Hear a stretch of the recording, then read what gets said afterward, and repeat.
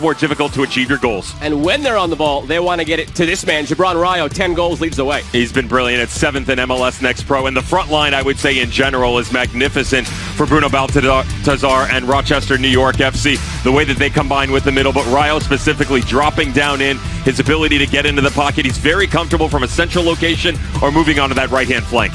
And Paul Rothrock on the other side for Toronto is in terrific form right now. The partnership he has with Hugo Umbang is getting stronger as the year goes along. Rothrock leads the way. More linear in his actions when he starts to attack. Defensively, he's quite sound. He came out of Georgetown with the understanding in this 3-6-1 type system and more of a wingback type role. Now he's on the attacking side of the ball in an advanced role. When that ball is played into him, he does great down into the channel. I'm looking for him to venture out of his comfort zone, start to move to the inside like I talked about for Gibran Rayo, and combine with Mbong and Duncan up top. Let's meet the starting 11 for both clubs, beginning with Rochester, New York FC. Bruno Baltazar is really zoned in on his key players. Not many surprises in his lineup. We talked about Rayo on the right-hand side, and Alien as the central located striker, and Baptiste, that front three, very difficult to deal with. A lot of interchange and rotation. Watch the midfield because the back three will be fine. Batista, Lopez, and Wood doing a great job of locking down the space, helping move distribution going forward. But I look at Babacar Jallo and Pedro Dolabella to control the entire tempo for this team. We said they need to be on the ball. Dolabella is the one who connects the back line with the front three to the tune of the opportunity of the number 3 spot and the possibility of jumping into 2 if they can get a win tonight, and NYCFC 2 drop points. Johnny Chimini on the other side incorporates a couple of academy players tonight, but aside from that, a very talented young team. I like Chirich on the back line and Adam Perlman. The two of them had themselves a game in that OCB matchup. They do great passing players left, right. Medeiros is 19 years of age. When he comes into the mix, can he maintain the left side of the flank, especially with Antonoglu and Kobe Franklin? The way that this team likes to attack, I mentioned getting high, applying pressure. They can expose that back three at times. They have to make sure they move together, especially on the inside. Simermancic very good with the ball at his feet when it's open space and he's chasing. Is he going to be able to get back and then provide service to the front three? It's going to be a difficult one from start to finish for Toronto FC 2 on the road. These teams met 2 months ago. We went to kicks from the mark to determine who received the extra point on that evening. They play again a month from now, but with 7 games remaining here in the season. A big one tonight between Rochester, New York FC and Toronto FC 2 is next in the MLS Next Pro Game of the Week.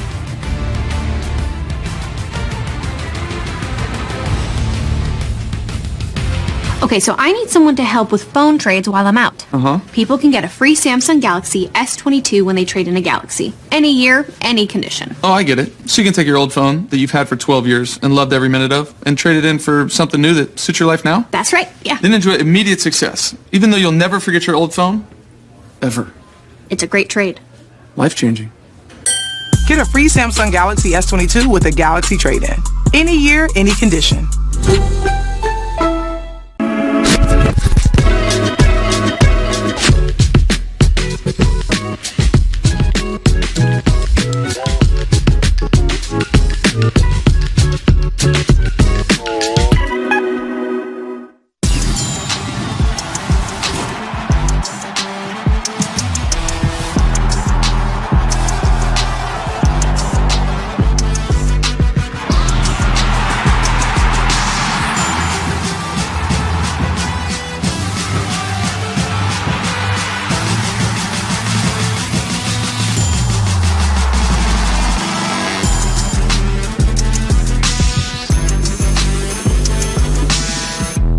Ring, ring, ring. I got the caller.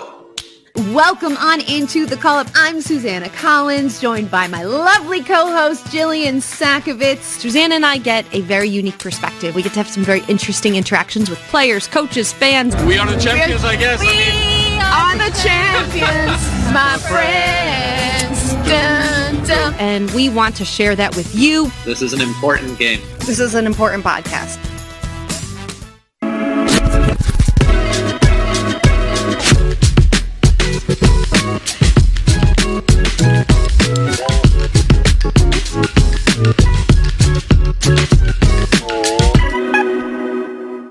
You literally look like Beckham ready to bend that in. Ooh, that was good. Hopefully, I can give power to the younger generation and inspire. I think it's also important for especially like young women in sport to realize that you have role models like you. We have to be the advocates. Yeah. We have to be the ones that are pushing towards the future. Yeah. That's good. 2 in a row. So you've had those boots on. How do they feel? They feel amazing. Team's ready to get this thing going from Monroe Community College in Rochester, New York. Rochester, New York FC against Toronto FC, 2 for the second time this season. Last time early June, a 1-1 draw through 90. That went to kicks from the mark and was won by Toronto. They'll meet again a month from now as they take the field tonight in 3rd and 4th place, respectively, separated by just 1 point. Rochester with the edge. Alongside Devin Kerr, I'm Joe Malva. Happy to have you with us for the MLS Next Pro Game of the Week.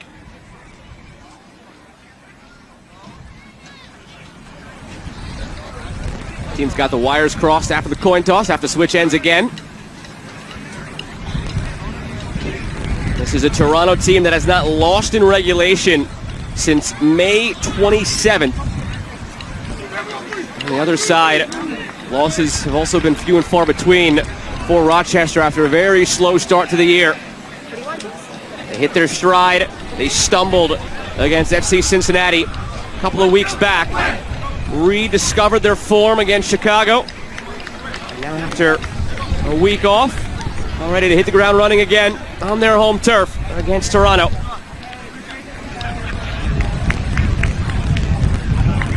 Rochester in the gray and green from left to right, and Toronto in the white from right to left.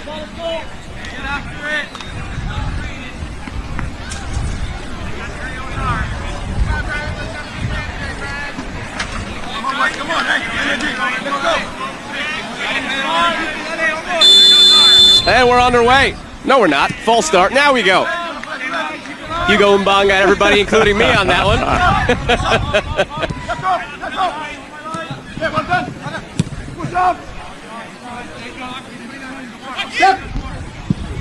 All the way back to Luka Gavrin. Lopez.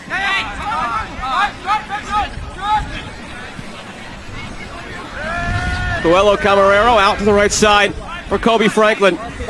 Both of these teams play a similar style in terms of the shape. They both play a similar style in terms of wanting to control the ball. What happens when two teams like that go up against each other and cancel each other out? I'd make the argument with that in terms of possession of the ball that you might let that slide a little bit if you're Gianni Cimini and Toronto FC too. They're happy to step off of it and let you do the work because the difference is their genetic makeup defensively, and this is a real good representation of it. Now they spring. They move you into a corner. They apply pressure up top. But this is the one area, that ball coming out, that I get concerned about, where they get stretched a little bit too thin. There's spaces in between and allows the opposition to slice right and then go the other direction. Here's Jabron Rayo. Leads the way with 10 goals on the season. Looking to distribute here.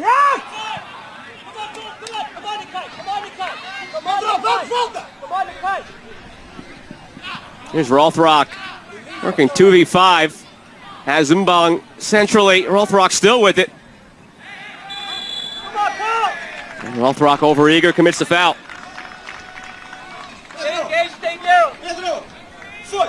Also, I would say the mental side of things are going to be very interesting for the visitors tonight.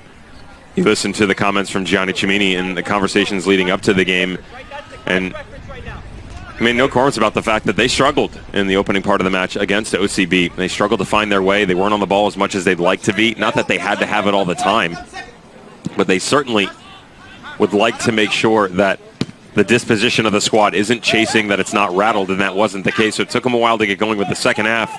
They were magnificent. You know, they do such a good job of making sure they have the wingbacks available, plenty of overloads on the inside, good in transition. That escaped them for the better portion of about 45 minutes. Right now, this is a much better start so far. Sample size small, absolutely. But there are a lot more veteran looks for the team from Rochester. The makeup, very different. Academy galore for Toronto FC too. Some guys that are working on some first-team deals and a couple college players. Very different story for Rochester, where you get guys that have been drafted into MLS. They have experienced the highest level of the pyramid in United States soccer. Some of them trying to get back. Lamar Batista is a good example of that. Pedro Dolabella, All-American, played for Chris Grassi out of Marshall. And then they're trying to, work in the academy side. They don't have their own yet, but with the affiliation, intertwine some of those younger players for development. And of course, it certainly doesn't hurt the business side of things.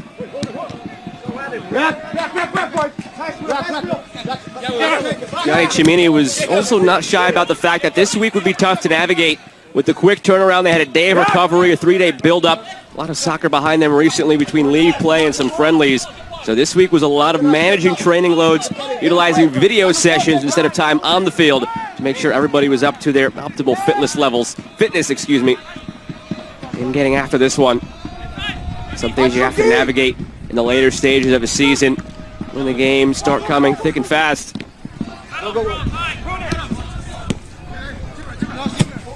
Antonoglu the diagonal toward Mbang. Cut out by Lopez. Akinirich did not hear the footsteps of Antonoglu. Coelho, Camarero left it short. Ian Garrett taken down harshly. Kobe Franklin pleading his case not to receive a yellow. Looks like he might win the case for the time being.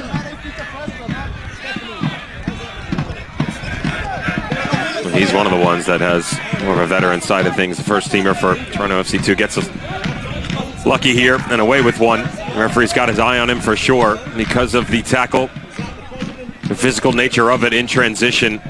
Tons of greenery to step into if you're Ian Garrett.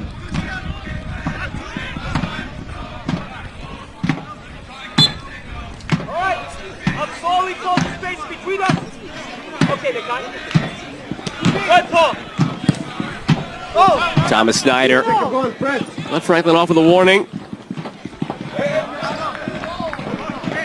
Out for a goal kick.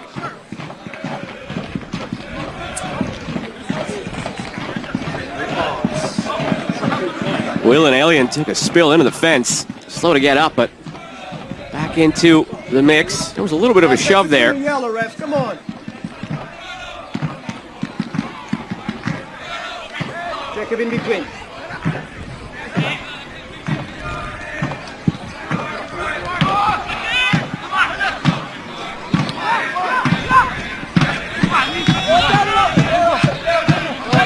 Dolabella for Akinirich.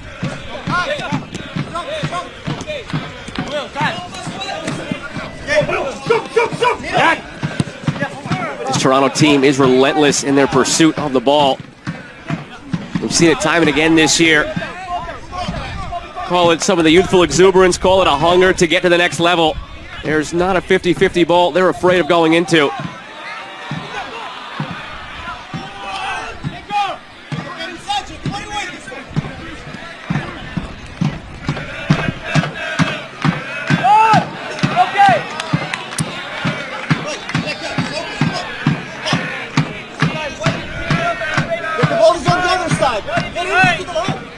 Lamar Batista leaves it.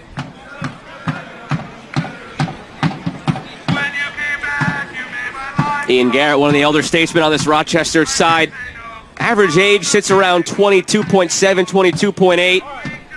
And they were very deliberate in molding their team that way. And talking to Bruno Baltazar, just because they're the lone independent side in the league didn't mean they wanted to go older and veteran, start trotting out 28, 29, 30-year-old players. That does nobody any good in a league that's significantly younger with an eye toward development. They wanted a group of players who are in that 20, 21, up to maybe 24 range, still looking for that next shot at the next level. And it has come together in a terrific blend for a team above the playoff line. I make the argument that they went a similar route within their staff as well, talking with Bruno Baltazar about what the makeup was going to be like internally, guys on the touchline. You know, he and Lee Tucker, the sporting director, the architects, bringing guys like Jabron Rayo into the mix here.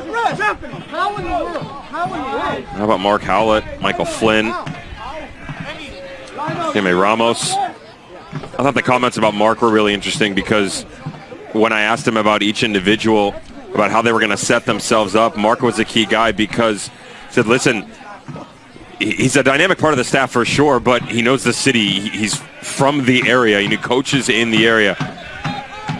On the collegiate level as well. He knows what the fans expect out of it, and you have to have someone who has an experience with the heartbeat. It's going to be a handball, no. But when you go through a total revamp of an entire club, you still need to maintain some sort of discipline from the pre-existing culture, right? And they were able to do that, and that's from guys from the local region playing all the way through the coaching staff.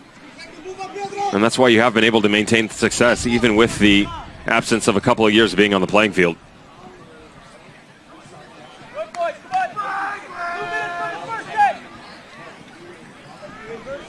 Coelho Camarero.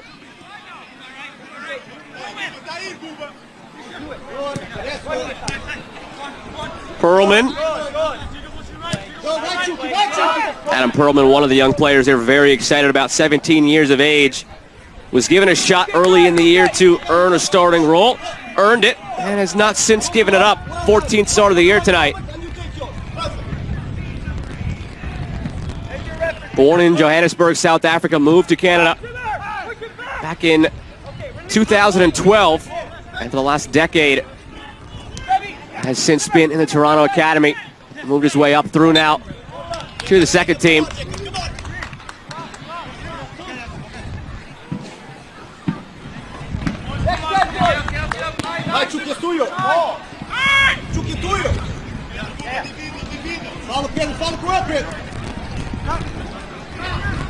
Greenidge Duncan gets it back. Forced it through to Rothrock.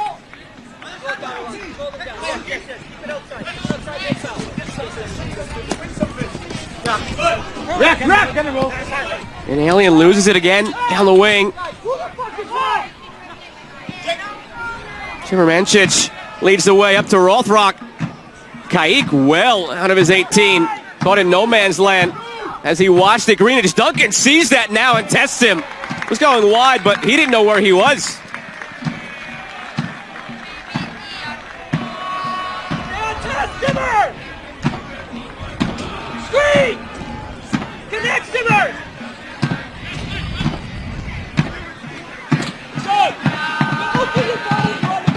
Chimermancic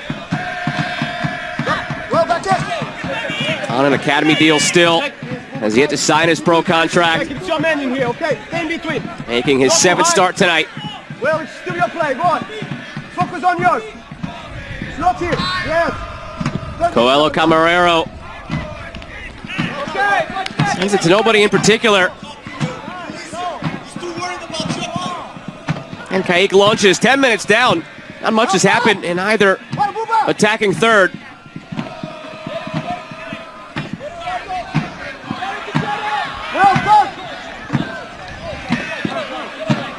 Chimermancic back.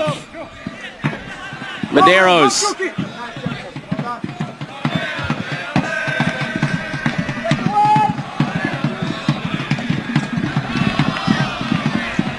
Jesus Batiz picked the pocket of Franklin, and it's lashed off of Kobe Franklin.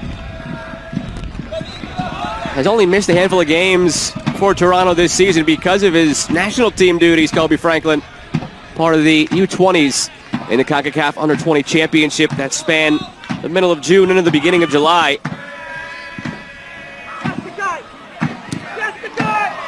Greenidge don't get on the way through.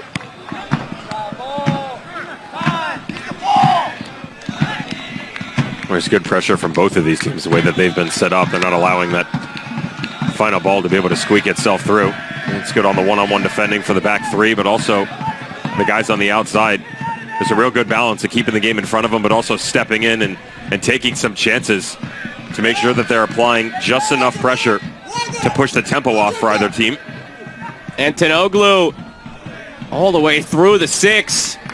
Just begging for somebody to get a touch on it, and now out for a corner. I'm questioning both of the last two decisions for Kaik. The first one coming so far off his line, trying to get involved in. Why doesn't he come for this?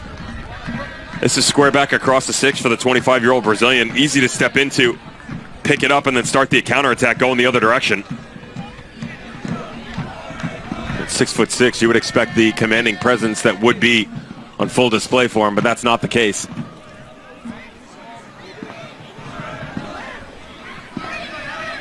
It's Antonoglu from the corner. Goes short. Now Franklin from a better angle toward the back post. And it's centrally by Coelho Camarero, still loose in front. And now sent goalward and in! On the loose ball off the set piece. Nakai Greenidge-Duncan with his third of the season. And Toronto FC 2 is out in front.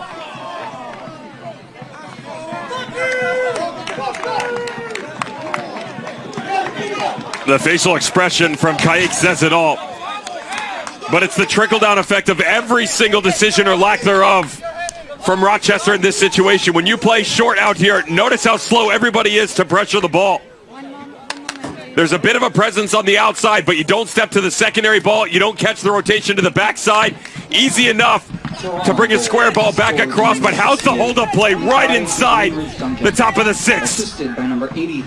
Really good job by Mbong. Just holds that massive frame right around 6 foot. The physical presence that is, drops it back to Greenidge-Duncan, picks out his spot, and they're off and running.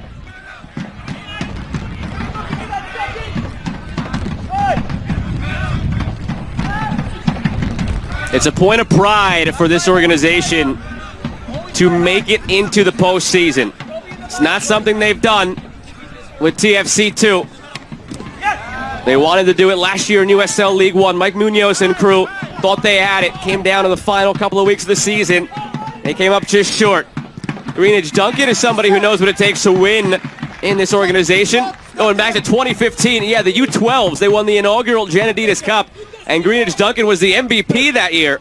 Now this team has it within reach to make the postseason in the inaugural MLS Next Pro season.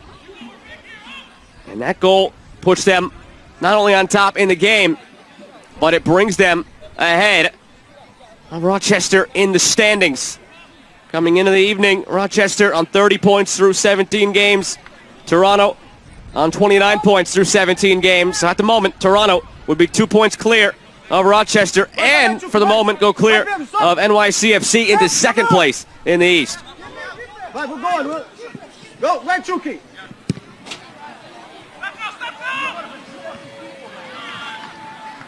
Kobe Franklin. You hear so much talk in this league about the balance between development and still trying to win games. It's very refreshing to hear from a club like Toronto that they're not only trying to win this year, make the postseason, but they're very well aware of the history of Toronto FC2 going back to their USL days, and it's not something they've done make the playoffs, and they want to right those wrongs. Anybody that sits in front of you and says we don't care about winning is lying, because winning and the mentality that comes along with it is all part of the development of a player. Now, you could make the argument that in the end, there are plenty of things that come out of a result that doesn't go your way, in which a player is able to grow, as well as the team and the system. But there is a side of it that you have to be able to develop. Otherwise, why even step onto the field? What are we doing? Individual competition, the competition that thrives a team to push itself to places that you are not able to get to within a training environment. That's just simple, and that's not groundbreaking. So to recognize that and be able to step in and say, listen, yeah, we do care, and we want to make sure that we're superseding any of the previous expectations or results that have come our way, my hat's off to them. You also have to commend the fact that very similar comments, although made in a different fashion, came out of Bruno Baltazar and Rochester, New York FC as well. He said, listen, we want to win. Like, it is everything about our DNA. We have to find a way to be successful in that fashion. And you wonder why both of them are sitting above the playoff line right now. Can they respond quickly here, Rochester? Opportunity brewing, cut back by Batiz. Won cleanly by Franklin off the referee, Snyder. But play on, because it ended up at the feet of another Toronto player. Anyway. Okay, stay high, stay high. Right, Batiz! Ian! In between!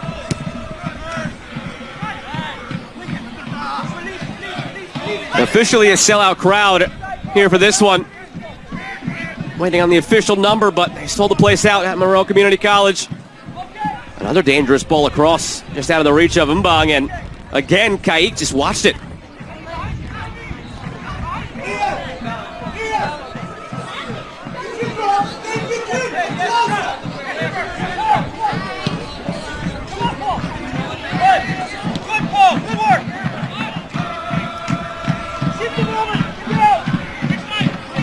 All the way around to Garrett. Batiz lets it run by for Rayo. Batiz continues his run. That was a step. They've been really good tracking back here. The quick drop into the 5, Kobe Franklin and Matt Medeiros on that right-hand side. Good little tandem pairing. But even more impressive is the fact that you've been able to maintain that presence on the inside. Simmer Mancic and Coelho Camarero, the two dropping back. I told you coming in order for the home squad to be successful, they needed to be on the ball as much as possible and try and make sure that they were shape-shifting the team across from them. Pedro Dolabella and Babacar Jallo are having a very rough time staying on the ball consistently. And so because of the fact that they're not able to move through the middle, most of this game is being played on the outside right now. And you almost have like an extra defender because you're backed up against the line. Use it to your advantage. Toronto FC 2 doing so quite well. And Toronto FC 2 doing so to the tune of a 62-38 possession advantage through nearly 20 minutes.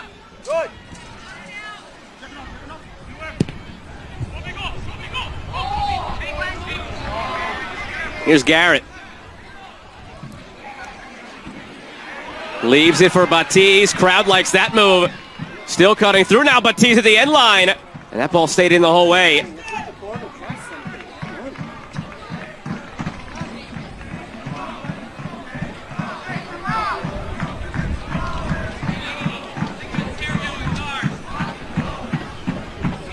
Luka Gavrin has consistently been the starter over the last couple of months for Toronto.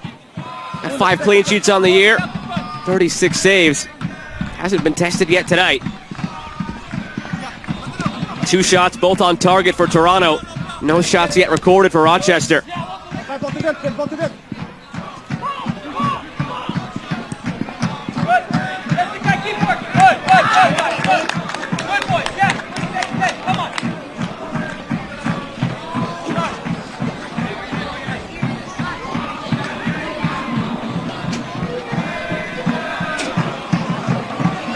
Demi Antonoglu gets it back into play now, back at his feet.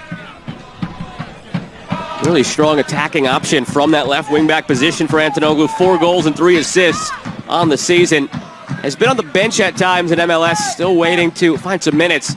He's found plenty of minutes here and done a lot with those minutes. Franklin, again for Antonoglu. Creating some space, Antonoglu. How about that no-look pass to Greenwich Duncan? But it led him too far to the end line and out for a goal kick. I'm not sure he expected it, to be honest. Caught him off guard a little bit here for Nakai. Watch the head, little spin off. That was the beautiful first touch for Antonoglu. The comfortability on the ball. He just misjudges the touch a little bit. But it's all about the first touch. It's great to see a little squeak ball back behind, his ability to move into space, but the fact that he can drop this on a time right in front of himself and allow himself the decision to be made on his own terms. Cut in, cut out, slow the game down. It's some of the brilliance on display from Antonoglu.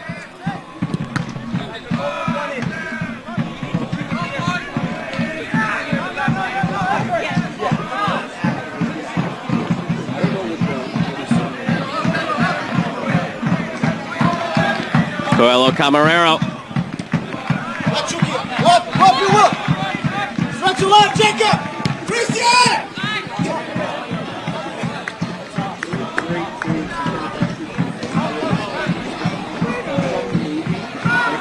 Now Rothrock.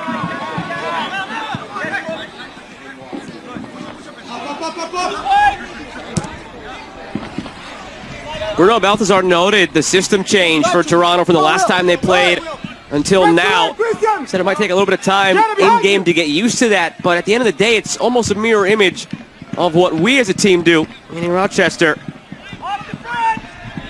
Noted that Toronto can be very strong in possession if you allow them to be, but they do have some holes defensively in transition if you can exploit those quick transition moments like you have here. But it runs beyond an alien. Now ahead to Akinirich. Gavrin there to gobble it up. That's the difference between the two goalkeepers. Luka Gavrin, excellent commanding presence. Face the ball. Look at the ball. And Kaik on the other side hasn't done as good of a job stepping up into that space. Just from the byline, right at the top of the 6, comes back across. You know, the conversations with Dr. David Mazer, his head coach at St. John's, was about his talent level. And that's a guy coming in the MLS draft that a lot of teams were extremely interested in. But the difficulty surrounding him because he was an international player, unfortunately.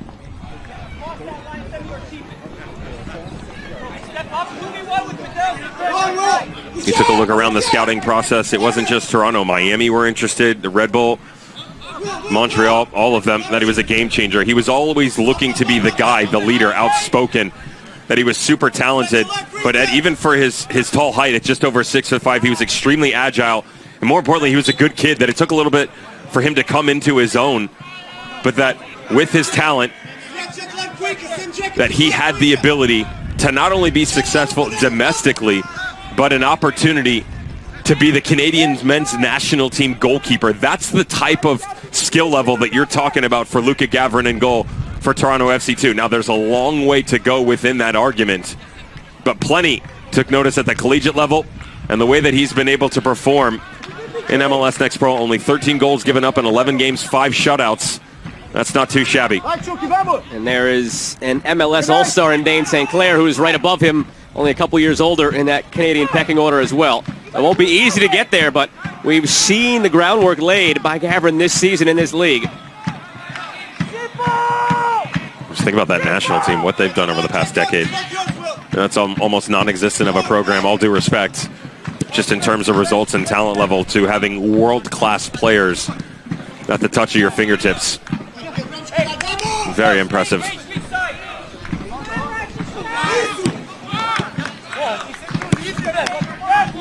Perlman feeds it through for Rothrock.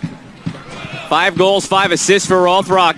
Can he add to that tally in this attack? Back to Rothrock and cut off by Batista.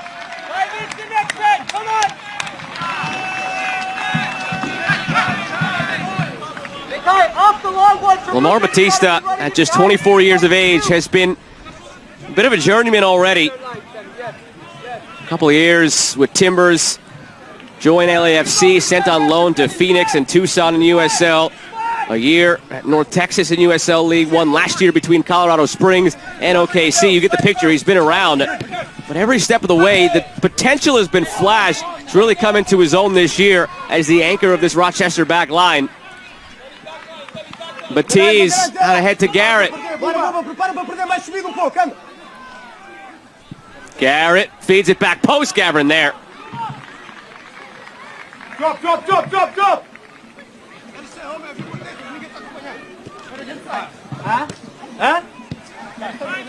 Okay, centrais. Christian, Lamar. Track the players more. Go until the end. Christian, track it to the end.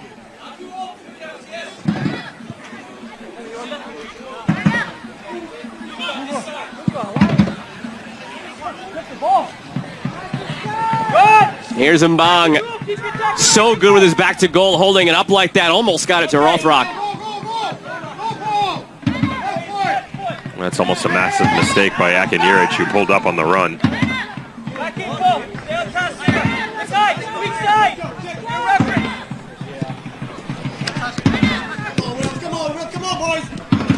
You and I had an interesting discussion leading into this when, as most announcers do, try and predict what the game might look like and the results and things of that nature. And you talked about, at least in your mind, the expectation of the recovery and the match for Bruno Baltazar, and that the guys did a really good job of kind of working their way back in after the debacle that was FC Cincinnati. You felt like they were going to be really sharp. Interesting, that's not the case. They're off their game right now. Absolutely. Perhaps the whole rest versus rush debate, they had that week off, and now maybe taking a bit of time to get back into things. almost feels like they'd be fortunate to go into the locker room down just a goal that they have to find in the second half at this stage. It's every single ball that they're on, just it's hit with too much pace, not enough. There's no rotation. They're going long when they should be going short. I still maintain the fact that the inability to get the guys in the middle on the ball is really a cause for concern right now, because you can continue to play up over the top. You can find ways to play in transition, but not being able to play through the middle, right down through the spine, and find a way to separate Toronto FC2 is a problem. And it also has disabled them from having the ability to have these late secondary runs, which they're accustomed to. Dolabella, I mentioned his abilities coming in, 4 goals and 4 assists. That's not usually from deep lying positions. Those are runs that are coming right to the top of the 18. We haven't seen any of that so far. Batiz.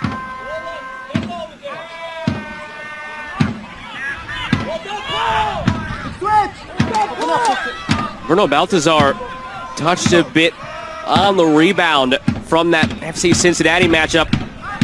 He said there's 2 points of view a team must have to be successful. First of all, you must know how to lose games and bounce back quickly. And then second of all, you must know how to maintain consistency when winning. The second of those 2 things, he felt they didn't do going into that Cincinnati 2-0 loss. They lost focus. They took the game lightly against the Cincy team, bottom of the table, and they paid for it. But the first thing, the rebound from a loss, he was happy with when they came back and played Chicago, and felt that would spill over into this match. But after the layoff, it has looked more like the Cincinnati game so far.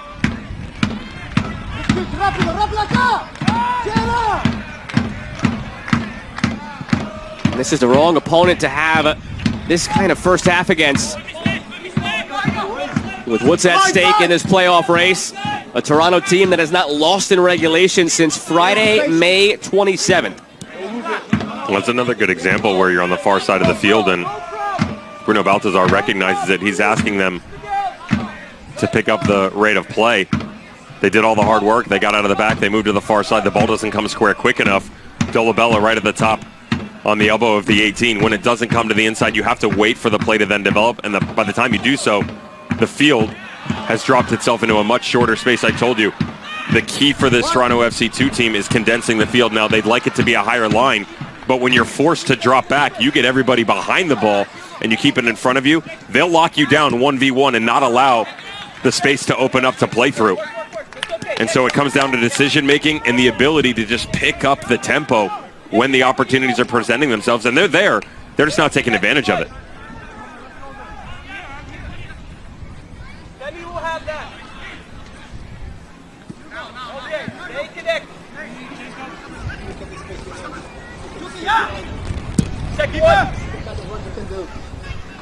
Over the top 2, Jabron Rayo, who hasn't really had the service in this game.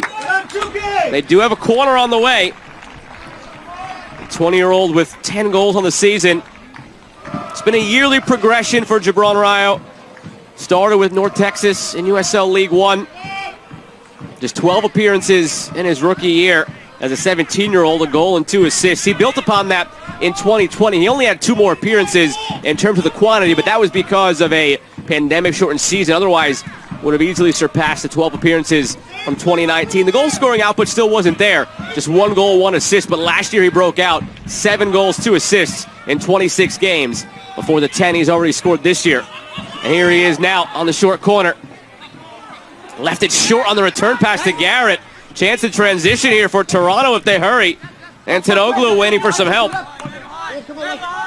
Still Antonoglu.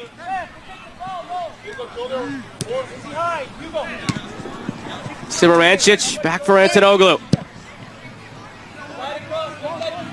And Toronto decided to slow it down instead. Counter wasn't on, and they settled back into their possession. Up over 60% of it has gone their way through now over a half an hour. With Devin Kerr, I'm Joe Malfa. Happy to have you with us for the MLS Next Pro Game of the Week from Rochester. Kobe Franklin fed through to Greenwich. Duncan, 1 goal already. Feeds it back, post intercepted. Gerardo Lopez got there, and he had to. Might have been an easy tap-in on the backside, if not for the intervention of Lopez.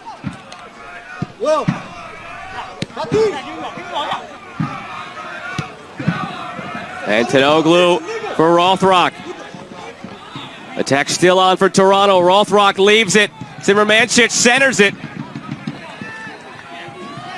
Every motion from Toronto is positive and putting them in dangerous spots. The exact opposite so far of Rochester. And now Antonoglu sits on it. Coelho Camarero.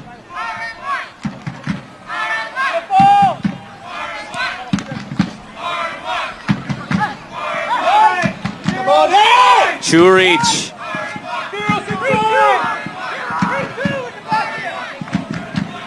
Here's Greenidge Duncan.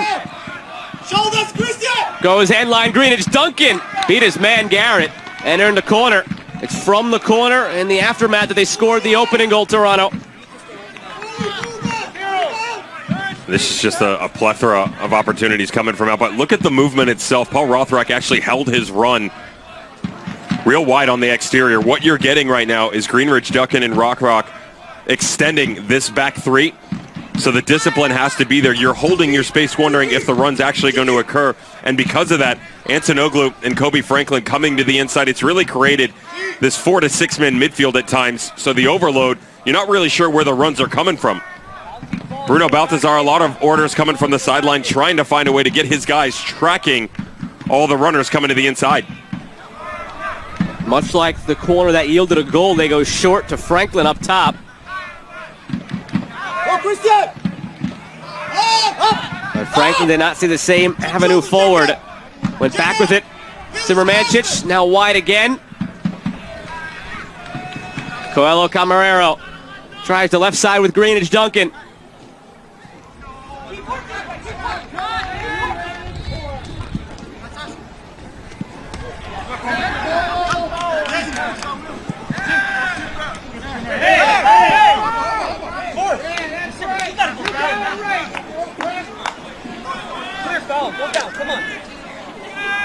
Let him with the ball. Not a foot. Side on. Side on. Manage your marking distance over here. Okay, second one. Here's Rayo. All the way out to Garrett. The little things you don't pick up, Joe, that don't show up on a stat sheet. Churich, who's done well for himself a couple of times over the past 10 minutes. That little step up into the midfield, he gets pulled out. And Zimmermancic just simultaneously slides right back in, holds down the center back spot. There's really good understanding positionally of every single player for Toronto FC2 right now within their system. You mentioned early on how Bruno Baltazar talked about a little bit of the change. I would say it's their ability to change as well. It's not a flat 3-4-3. It's not a 3-5-2 or a 3-6-1 or a 5-4-1. They give you so many different looks on either sides of the ball. It's really difficult to figure out where the next threat is going to come from. And that's regardless if they're on the ball or not and where they're located on the field. It's just a movement a second ago. Rochester stepping up a little bit. You exploit the center back, you get him to bite, and that you can't play in behind because the recovery is so good from your midfielder. Left shoulder, left shoulder. Okay.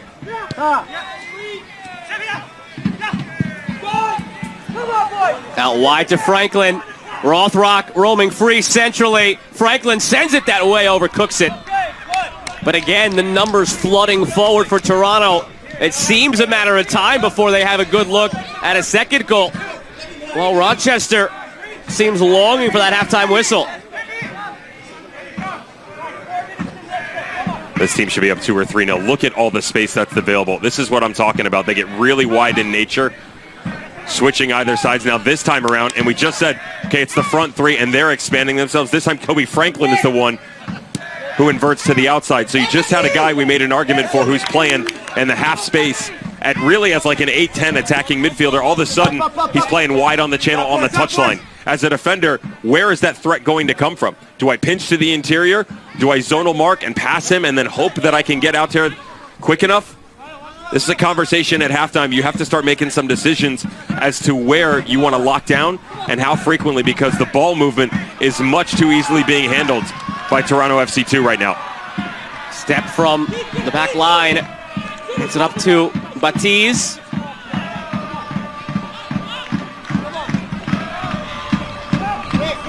Jallo. There have been a couple of times where Rochester seems like they want to run free like that in transition. Batista steps up with the intercept, and it's worked back to the back line. Now Akinirich takes the space. Doesn't get the return ball from an alien.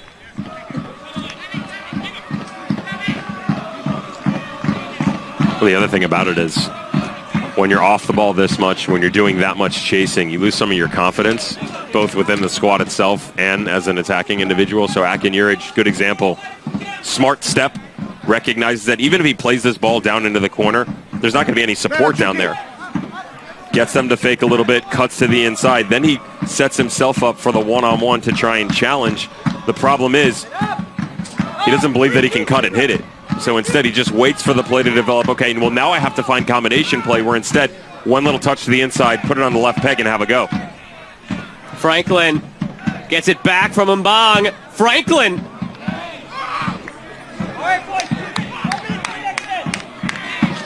Let's go. Hey, 3-2 offensive mark in this half. He's starting to show up a little bit more over the last quarter of an hour.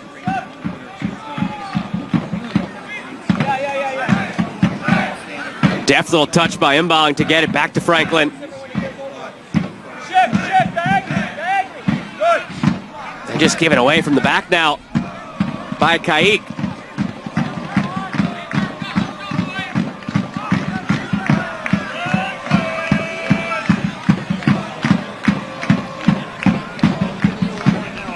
It's no accident that ever since Toronto switched to this system, the results have been going their way. When they played Rochester back in early June, they were still not yet totally migrated over into their current operating system. Ever since then, it's been all wins and matches that have gone to kicks from the mark.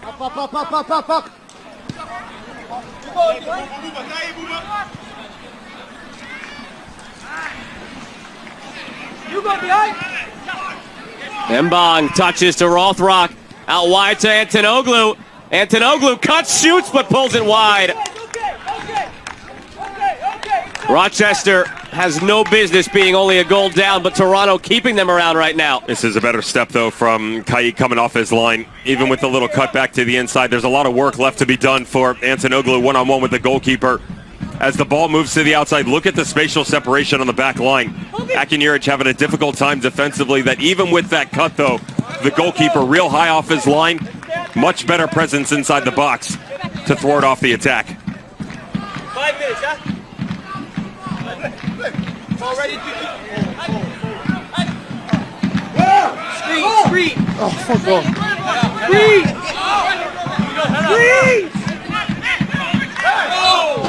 Rayo brought down.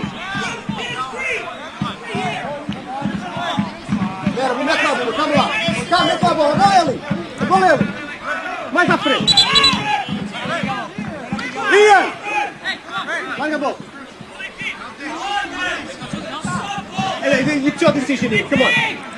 Rochester seem like they want to commit all the numbers forward here and get a ball into the area. They haven't found too many in that direction, so why not from the set piece?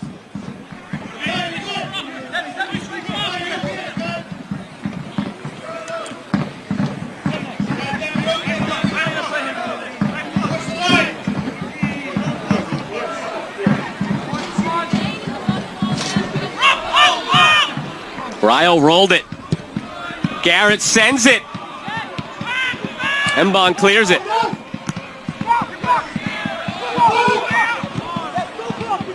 Greenidge Duncan in transition. Rothrock lung-busting run up the middle. Greenidge Duncan sends it that way. And it's headed away by Lopez.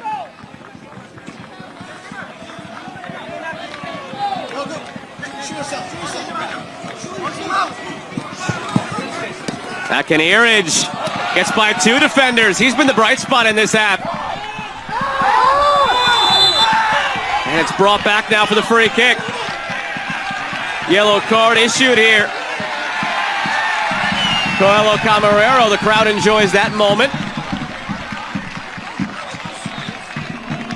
You have to wonder where the argument's coming from, because the entire time there's enough there. The second one I have no problem with. It's that right there.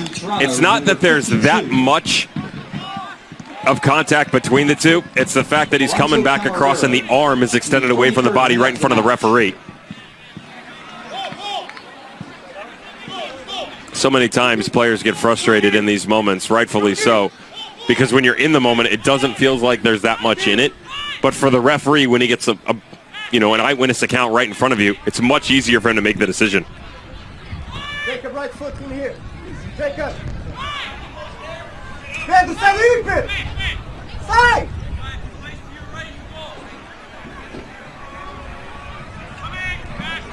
Yes, Lamar! Ian Garrett wants to send it long.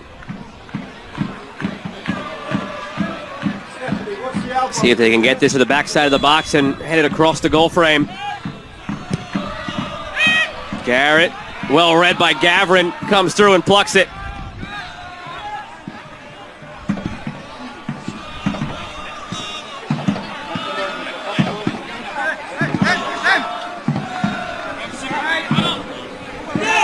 Deixa a bola, Buba.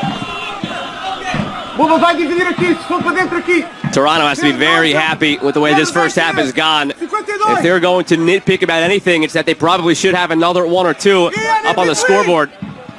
Rochester, a lot of different things that need to be talked over at the break.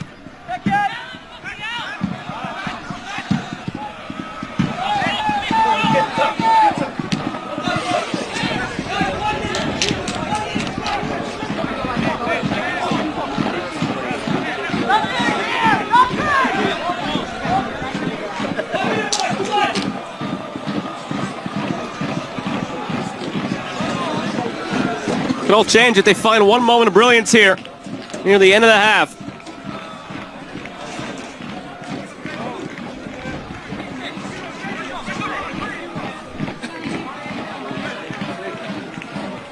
Told there won't be any stoppage time at the end of this half, so might have the last play right here. Wood. Back for Lopez.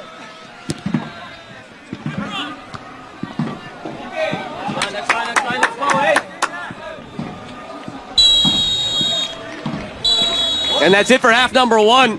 Strong showing from the visitors.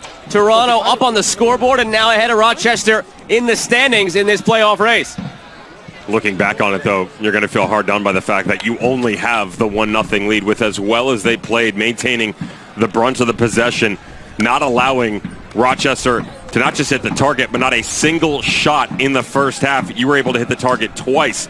Very accurate on the ball, creating a ton of opportunities to only be up 1-0. That's the scary thing about this team and Bruno Baltazar is they kind of hang around, they're nagging, and they were able to do so in the first half. Gianni Cimini's got to be very happy with his squad because if you put pen to paper, you look at film and the breakdown and then put it onto the film, that's everything that you wanted outside of a couple of goals. They were magnificent from back to front. When Toronto scores first, there are 6 wins and a loss. When they're up at half, they're undefeated this season as they take a 1-0 lead. Into the break here against Rochester. We're back with more in a few moments here in the MLS Next Pro game. And then night at the trick, got my seconds for body and back at the trump at the trap house. Couldn't you on my side trying to snake one of mine's little buddy that didn't get you tapped out. Hating on me, tell me what that's about. I just want to get to the money, put my partners in a position to get to the cash route. Tell me what is your background? Not walking up so I don't miss, won't have to spin background. Baby, show my love when you up, soon as you stop, they gon' treat you real bad when you back down. And they don't know what fair is, this 40 do hard to fight, no one will never back down.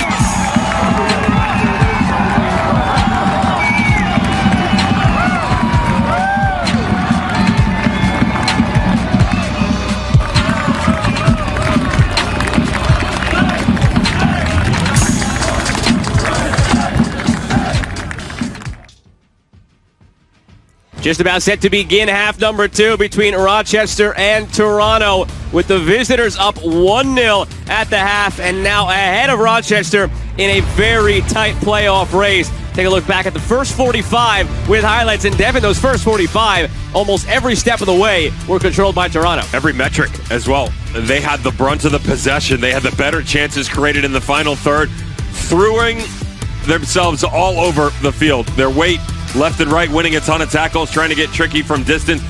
But it came down to the opening goal in the short corner. And I still go back to the fact that this is a waterfall effect for Rochester. You only send one out. The second one comes late. The third one never comes. You don't get any pressure on the ball. when it comes to the marks, there's not enough rotation to the backside. Too many players on the inside. Great hold-up play and a magnificent finish just inside the top of the 18. Let's pick out the other corner, go the other direction, and up 1-0. From that point on, it stayed 1-0, sure, but it probably shouldn't have. Three's probably fair. Give him, well, it's not just the opportunities they created, it's the amount of mistakes that were coming from Rochester. Kaik really struggled in the box. The amount of balls that were sprayed back across the 6 were a bit scary, to be honest. Look at the combination play. This is as free-flowing as I've seen this Toronto FC2 team in quite some time.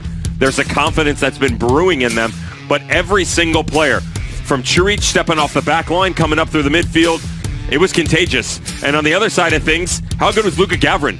He wasn't called upon a lot, but when he needed to, stepped up into the box, maintained that commanding presence, came off his line, made the save, and then helped them go in the other direction. He didn't actually have to make a save, but he made a number of grabs off of crosses to stop attacks before they even happen. Proactive goalkeeping rather than reactive goalkeeping. But when you have 0 shots, and of course 0 on target, it's tough to do anything if you're Rochester and be in this one. You really want everything, and the amount that Rochester were not able to stay on the ball for me was the most troublesome part, because it wasn't even the fact that you don't have a ton of the ball, but it's what you did with it. It was lackluster in decision-making. They were slow in transition. I did mention that there were opportunities for them. The problem is they got in their own way. So if Ian Garrett moved down into the corner and Baptiste rotated in, the runs from Dolabella were there. You didn't play it into them. So now you step on it. Every time you take that extra half second, that second touch or third touch, that allows the recovery runs to come from Toronto FC2. You got to pick it up here in the second half if you want to have a chance to get back in this game. And we're on our way in half number 2 as Thomas Snyder blows the whistle. Rochester in the green and gray from right to left. Toronto in the white from left to right.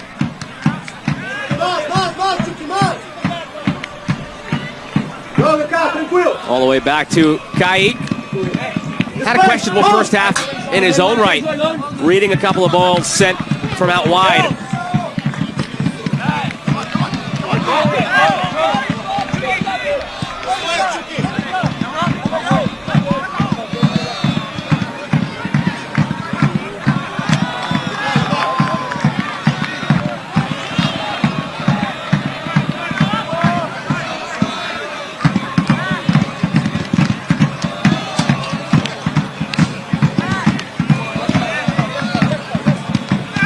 Chucky más.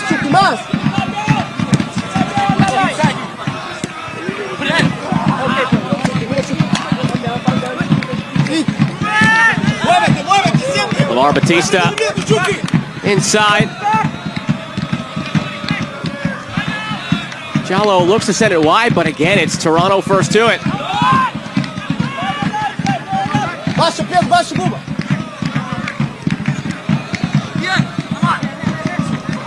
Wide, Buba. Buba. Sim, Chucky, quédate.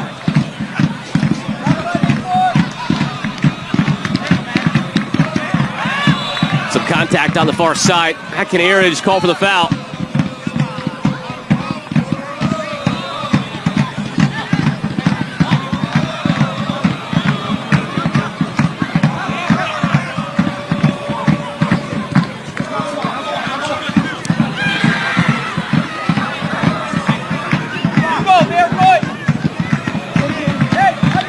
Garen bombs forward. Last off of Christian Wood.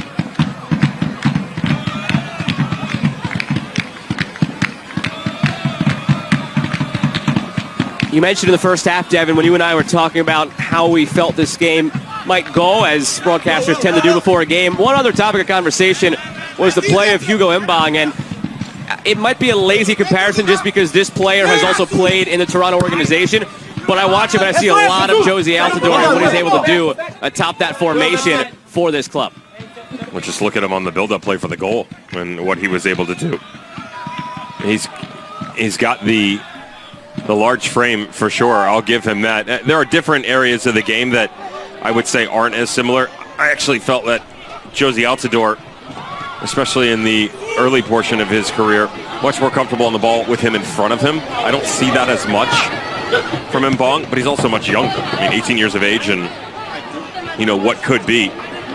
Certainly doesn't hurt to have 4 goals and 4 assists and 10 appearances. But right now, this here to me, is the best asset that he has. But he's got to find a way to turn off of it as well. That spin, find a way to get going. Running downhill, multi-dimensional as a striker. That's the next step for him, but already at this phase, very comfortable back to goal distribution. Never broke through with a goal or an assist last year in USL League One. Then head coach Mike Munoz always felt that Mbang was on the verge of a breakthrough. And clearly it has come this year, the tune of those 4 goals and 4 assists. Mbang also featured prominently alongside Kobe Franklin and some others in this lineup for Canada at the U20s in Honduras about a month and a half ago. And Alien had a chance to get it through to Rayo. Every time they've had a half opportunity, they have not been able to capitalize. Thomas Snyder, a late whistle on a proper one.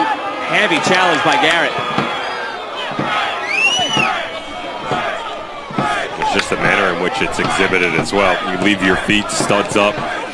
He comes flying in here, and I don't mind the idea, but that's from behind. That'll leave a mark, right? Did not leave a yellow card, though. Despite the protests from Toronto.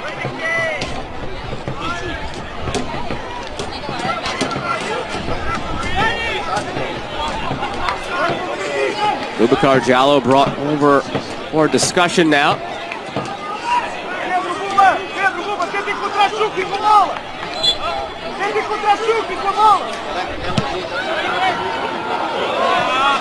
Testing, Kaik.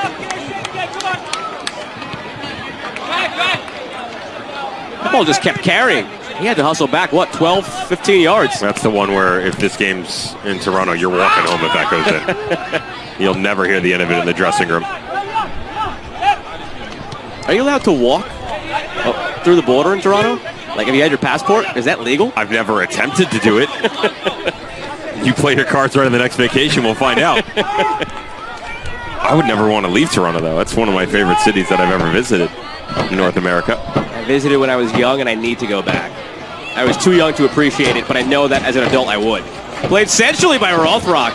Never had the numbers until very late, flashing Mbang. Rochester caught ball watching a bit, thinking that was going to go over the end line. I've been a couple of times, but I remember one of my favorite visits that sticks out was 2019. I was actually there for the first team decision day. They were playing Columbus Crew.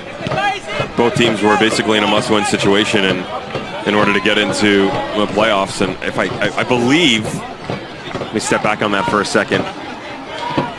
Toronto had the opportunity to jump into a home playoff spot with a victory, and results going their way.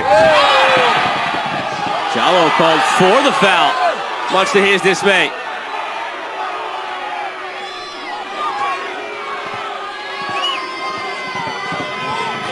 We can double back in a second. Was this an arm pulled back from behind? That was an interesting one, to say the least.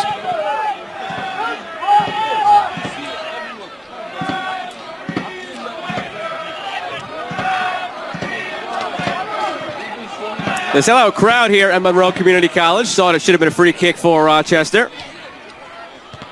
Oh, look at the memory. You're like an elephant. 4th, they finished. Columbus had to win to get in. They finished 10th. They lost. But anyway, long story short about the visit, I stayed in the, I had never stayed at this hotel before. It's the Marriott that's on the backside of the baseball stadium. Oh, okay. So you're actually in like left field when you sit out there. So room opened up over the city, and then you go downstairs, walk into the watering hole, and you're sitting in the outfield. Unfortunately, baseball season was over, but I walked everywhere. I didn't have a rental car and just enjoyed the city. It was really the first time that, from ground level, I got to experience the culture firsthand as opposed to just being in my hotel room. Rothrock ahead to Franklin. Puts it back post and fed the other way. And somehow through all that, it went out, I believe, for a throw-in on the other side. He can't believe it either. I'm surprised he doesn't hit this himself. Why doesn't the strike come here? That little hesitation right there from Mbang. He stutters the first time, and then the second, when he expects it to come, he takes a secondary step. When you let this run, it's brilliant in the idea that, okay, I've got 2 runners in the back post, but the angle starts to cut itself down. It's the most difficult take. Maybe he'll take this one, Franklin. No, out wide instead to Rothrock. Overshot by Rothrock. On second look, had that been Mbong instead of Greenidge Duncan, it might have been an easy header for Mbong, a couple of inches taller than Greenidge Duncan on that feed from Franklin. And that will be it now for Nakai Greenidge Duncan. Rashawn walks, enters.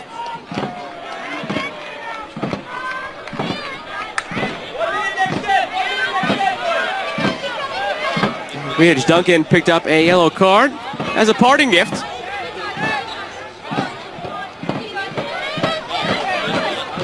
Your attention, please. Substitution for Toronto in the 54th minute. Nothing like the direction of the 4th official from the sideline to let you know exactly how to get off the field. Nakai Greenidge Duncan. It's always my favorite. It's like the Grim Reapers. I'm aware that my time here is over. Can you just get out of the way, please, and give me a moment? Well, he left his mark on this one. A yellow card caution has been he has the lone goal. Toronto, number 68. He has the yellow card. Nakai Greenidge Duncan in the 54th minute of the match. I don't know what that weird flare is, Dennis.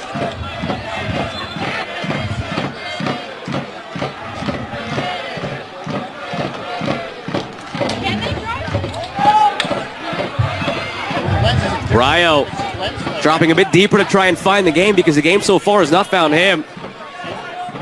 Batista for Garrett.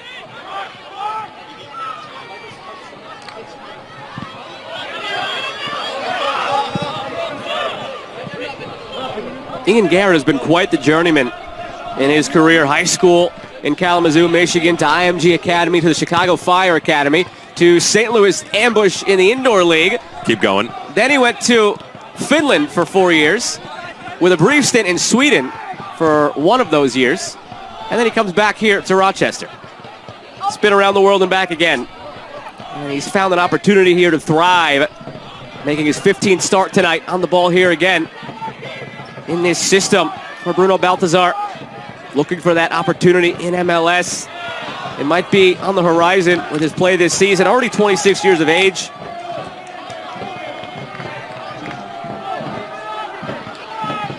It's interesting, the viewpoint on how you view someone's career, because this is 8 team throughout that entire journey. And yet, in my mind, I think only 26 years of age. And you think already 26 years of age. Not a bad thing. No. Just subjective in nature. I think it's the lens of MLS Next Pro when he is the oldest player on the field for either side. You've got Jallo at 25, Wood and Lopez at 24 each, Batista at 24. Everybody else on Toronto, by comparison, a baby.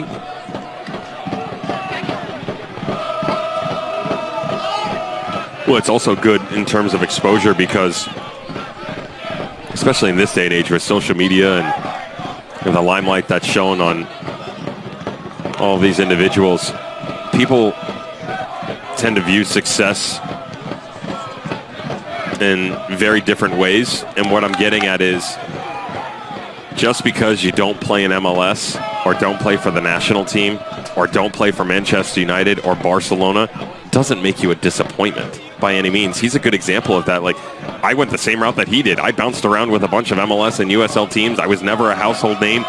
I didn't rep for the youth national team after 15 years of age. I'm okay with that. Like, of course I wanted to play for the senior team, but the bulk of my career was spent in 3rd and 4th division in Germany. No one's ever going to know that. That's okay. You know, you can still make plenty of money, enjoy yourself, have some fun. End up in Toronto, who knows, you know? Rayo. Rayo's ball across. Is begging for a header centrally. And to double back on that point, what does it say about this league, by the way, and the growth of the game in the United States, that you feel better off in MLS Next Pro than you did in Finland or Sweden, where turn back the clock 10 years, you would have just said, oh, Europe, anything in Europe is better than here. Well, it also opens up your eyes to what dreams may come in the future, right? And the possibilities that lie. I was really taken by the comments from Bruno Baltazar, and we briefly touched on it in the first half, but when he talked about the development of young players, regardless of age, because this is still a business, right? Whether you're a 16-year-old trying to move into MLS Next Pro or an 18-year-old who isn't going to get a first-team contract and elects to go to college instead, or a 20-year-old who's still within the system playing for the 2-team trying to figure out what the next step is, it is a business. You're trying to make money. Everybody is. And he kind of blended everything together and just said, this league, the level, I'm extremely taken back by it. Tactically, to him, he was actually more impressed breaking down some of these games, and take this for what it's worth,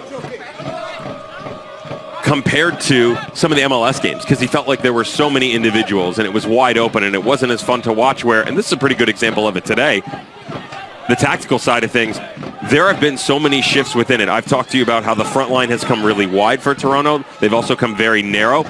The influx of players on the inside.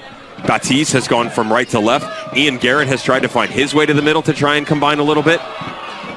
All of the adjustments, and yet we're 60 minutes in. And Bruno Baltazar just said, what an opportunity, not just for myself, but every player within this league to step on the field and continue to broaden their horizons, to give themselves an opportunity to explore their careers further. Exploring an opportunity now going forward. Rochester. Baptiste lays it off. Jallo. Jallo looks like he wants to line it up, thinks better of it. This team is not afraid of being patient. Sometimes tonight, maybe to a fault, where they could have taken that extra touch forward, made that extra pass forward, created an opportunity, and were a bit too quick to turn it back like this. But they're not afraid to be patient and play it around the park. But we're an hour into it with a half an hour to go, and they've still yet to take a shot in the match. Well, how does that step from Jallo not come quicker, especially with the rotation from Dolabella? He recognized the fact that when he moved to the top part of the point on the far side of the field, right at the top of the 18 box, someone's got to step up. That's those late trailing runs that I talked to you about that were basically non-existent in the first half. If you're going to be willing to come out and try and be one of those pivot pieces and you're not utilized, someone's got to step up in your stead and take advantage of the space you've just relinquished.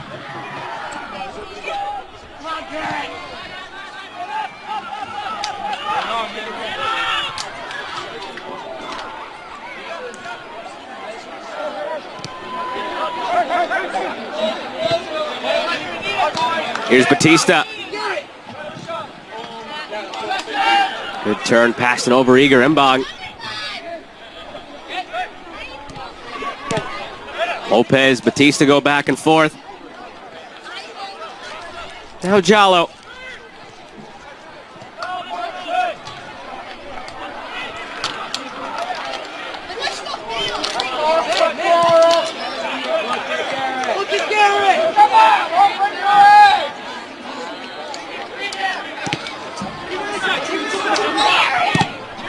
Batista picked out the run from Rayo, but left the pass short.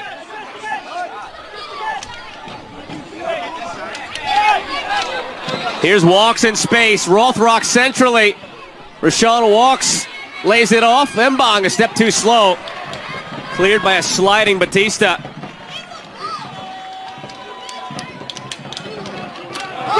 Just quicker here. Put your laces on the ball. Turn around and ping this thing. You got to move it faster. There you go. Even that, though, take some of the air off of it. And now you allow them to regroup themselves. The good news is the ideas are there, right? There's a much better turn from Dolabella. He saw the run coming. Execution just lacking a bit. You got to hit that with more velocity. Put a little spin on the ball. Allow him to chase onto it instead of the backspin, and you just step up into it, and the play dissipates. And Alien hustled to keep it in. Gets it back from Garrett. Took it off the face. And was offside.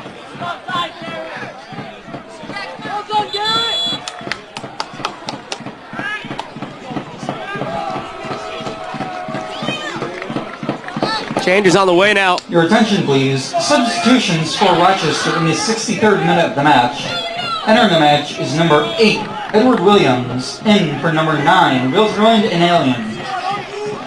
And number 7, Paulo Soares, in for number 21, Jacob Picanierich. Paulo Soares in on that right side. Substitution for Toronto in the 63rd minute of the match. Number 72, Stephanie Yates. Going in for number 52, Orlando Williams in for an alien.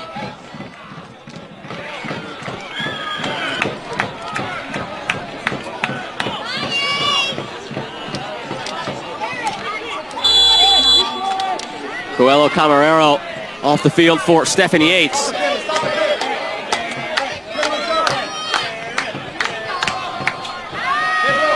Does get the yellow card off the field for Toronto as well.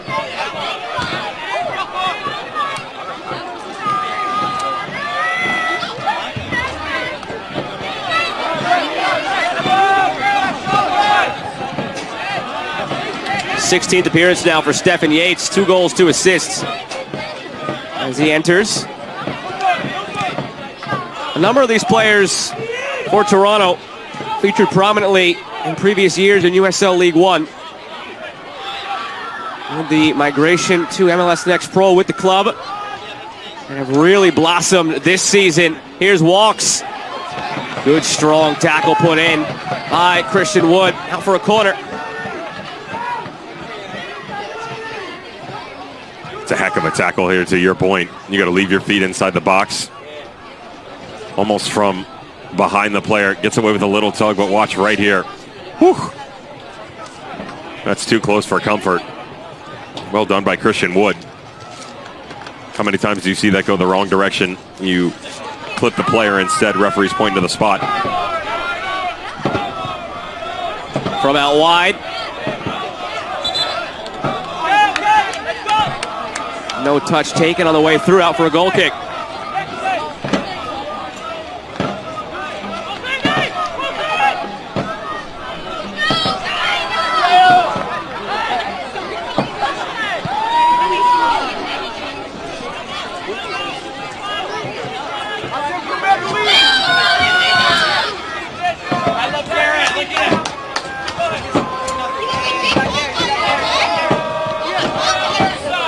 Garrett. There's Rayo again, struggling to have anything go his way. He makes something happen, Jabron Rayo. Back for Garrett. Dolabella. Touched back to Jallo.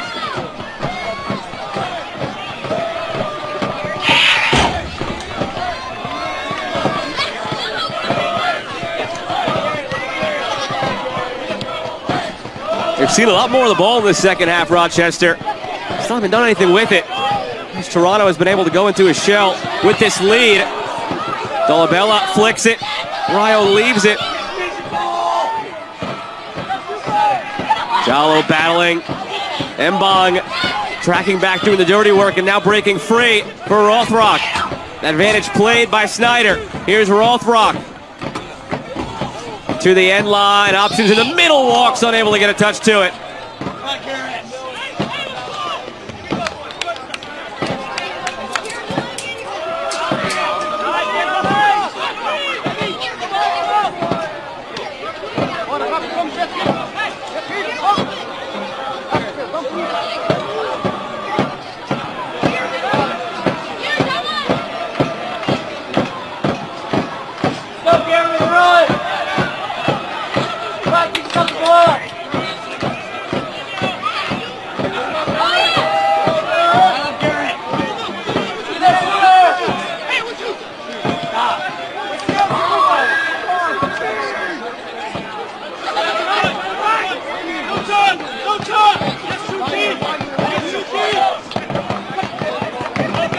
That last 5-minute interval, the stat breakdown goes a bit further for possession. 80% of it in that last 5-minute interval from 60 to 65 went Rochester's way. As they got on the ball plenty.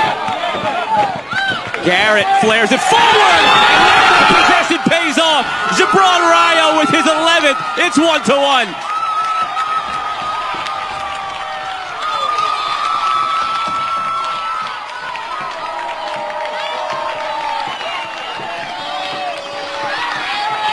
just leading me down the corridor of deceit. The next comment, yeah, but what have they done with it? Because nothing was the answer that's been blaring the entire portion of this game. Not the case now. We said to you, for Ian Garrett, get him out in space. If you're going to go down into the channel, give him an opportunity to get on the end of this and then attack.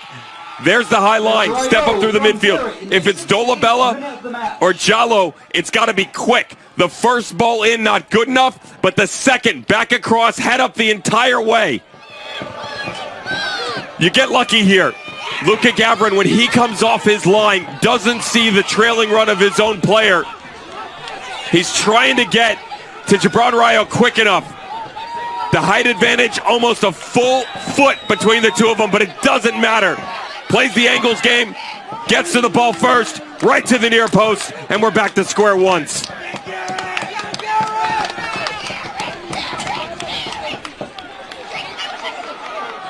$11 goals now for the 20-year-old Gibran Rayo.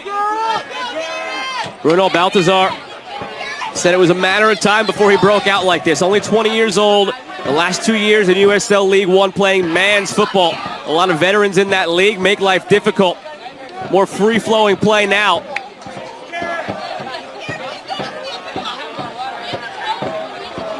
Sold-out crowd at Monroe Community College. Finally, something to cheer about. The first shot of the match. The first shot on target of the match. And, of course, the first goal of the match for Rochester.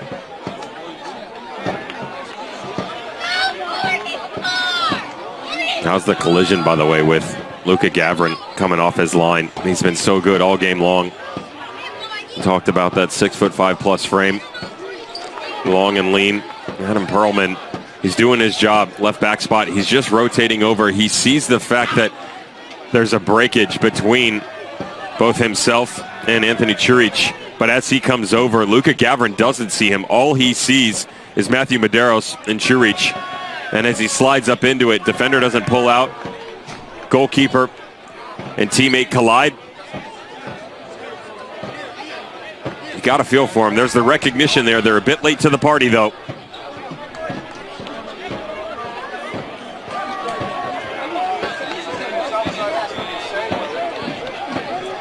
Adam Perlman got the worst of it, but he's already beckoned back out onto the field.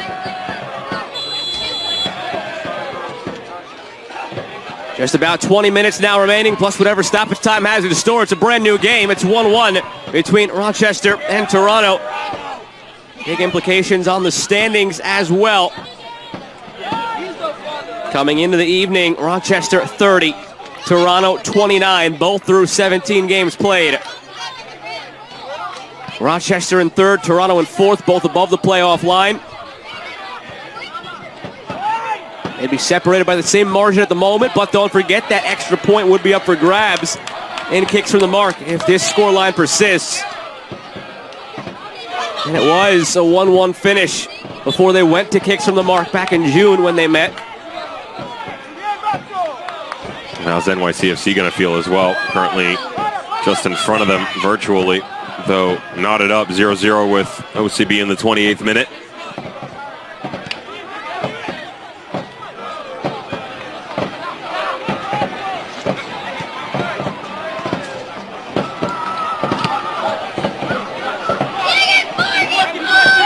And this is where you start dwelling a bit on all of the missed opportunities for Toronto to go ahead, not by just 2, but maybe by 3 or 4, as they started to pile up in the first half, and a couple of chances.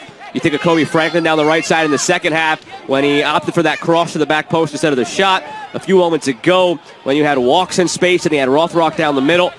You can continue counting this half, last half, but they kept that number at 1, and they paid for it. Well, I said that going into the dressing room, right? That was the one issue that you're going to deal with if you're Gianni Cimini, because the team otherwise was masterclass. Just couldn't put the ball in the back of the net more than they would have liked to. And that's the brilliance and the talent level as well from Rochester, because they just sort of hang around. Now, I've never seen them be that flat in a half before, but within matches themselves, there's been plenty of games where opportunities have come their way. They haven't been able to finish off, whether they've been the aggressor or not, and they just sort of linger within a match. That rings true once again. Snake bitten in the second half if you're the visitors, and yet still Obviously plenty to play for inside 20 minutes. The confidence definitely becoming a bit more blaring for Bruno Baltazar and co.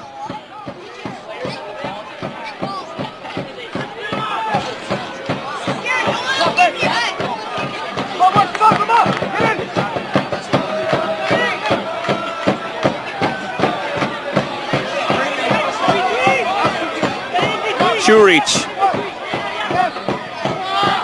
Medeiros back for Churich and all the way for Gavrin.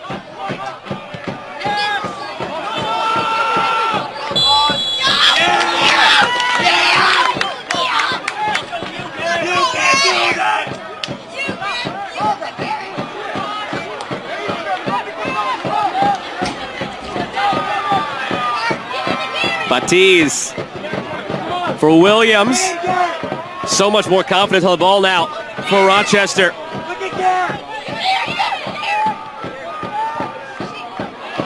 Batiz.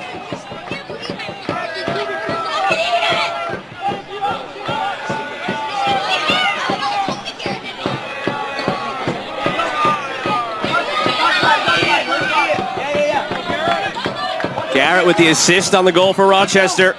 It was just his second on the season. For somebody so often involved in the attack, it feels like the numbers throughout the year would be higher for someone like Garrett. Just his second assist.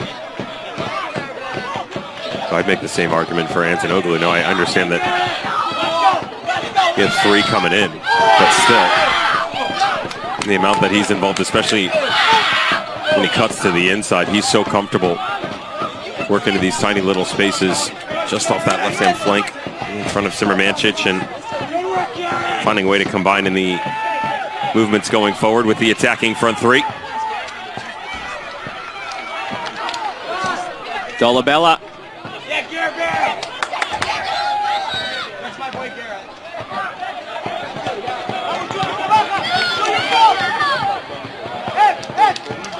Two teams that like to possess. First half went Toronto's way. Second half, different story. Both sides in each half with a goal. We got 15 more minutes to decide it before kicks from the mark. Decide who picks up the extra point tonight.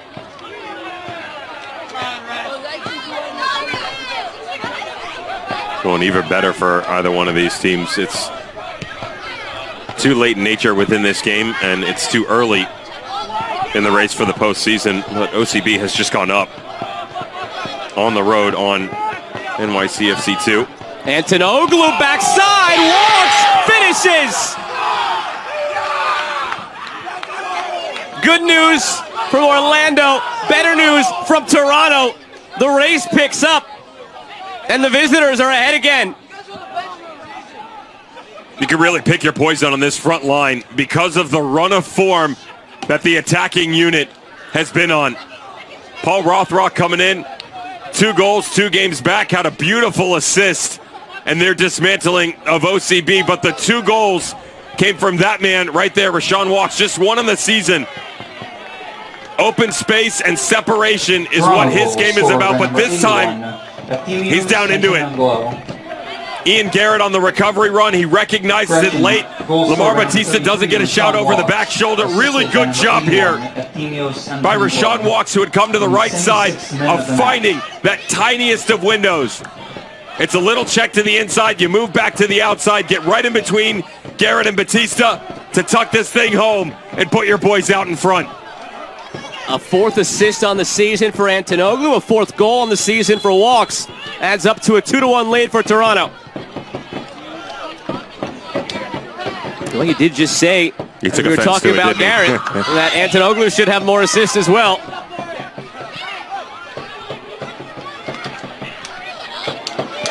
Again, it's so difficult to truly understand, if you haven't been on the field and faced something like this, what it's like chasing the ghosts in the rotation that are Toronto FC2 when they're at their best. Saw it in the first half. It just gives you so many different looks. Walks, Rothrock, Greenridge ducking. You know, this is a good look now. We just saw him wedged up against Mbong inside the top of the 18. All of a sudden, you come way outside on the exterior. You can restrict your movements to the inside. Told you, 3-6-1, 3-4-3, 5-4-1. Some of the best shapeshifters within MLS Next Pro, especially when the confidence is as high as it's been within this game. There was a 30-minute window there where it looked a little shaky, but in a moment's notice, they've certainly reasserted themselves into this match. Have not lost in regulation since May 27th. They lost on kicks from the mark on June 2nd against Rochester after a 1-1 draw through 90. Ever since then, they have never left a match without at least 2 points. 5 wins, 2 draws that turned into victories on kicks from the mark. And now again, ahead late in the match. From here, they go home for a matchup against FC Cincinnati 2, bottom of the Eastern Conference, but they just took the win against Rochester. So on their day, as we've seen in this league, anybody can beat anybody. Played back through and chested down to Gavrin. And after that, it gets a bit more interesting for Toronto. Chicago is a solid team. Inter Miami right behind them below that playoff line. Then it's Rochester again. Then it's Inter Miami again. So matchups against the teams directly surrounding them in the standings in the last bit of this playoff push for Toronto. Both of these teams after tonight, 6 games remaining.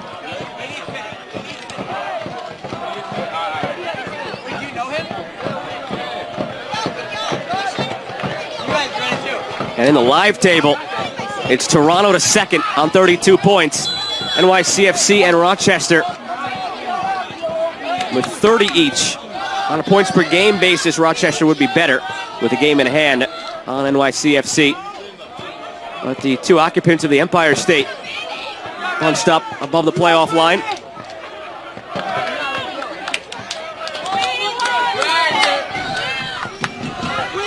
Saving grace, they both have a game in hand as well. On NYCFC, yeah. NYCFC, yeah. Your attention, please. Substitution for Rochester in the 81st minute of the match.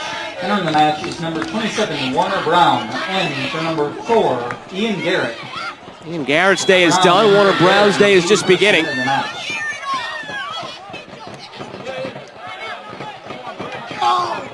He's the recent pickup, too. In addition to Rochester coming over from Tivoli Gardens in Jamaica.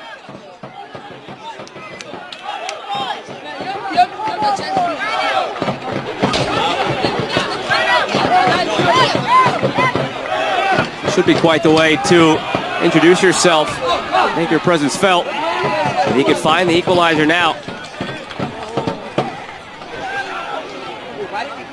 Curious what this does to the tactics going forward for Rochester as you have more time in the next couple of minutes to see it, because instead of going on the left side where Garrett was, Brown made a beeline for the top of the formation. Yeah, it's right into the 9, isn't he? If you make a little drop down underneath, more than likely they'll just stick with the 3. We'll say that some of the more successful spots that we've seen Gibran Rayo in have usually come from the center spot or from on that right-hand side as opposed to this left where he's frequenting. There's that drop underneath that we just talked about for Edward Williams. He certainly is comfortable within the midfield ranks.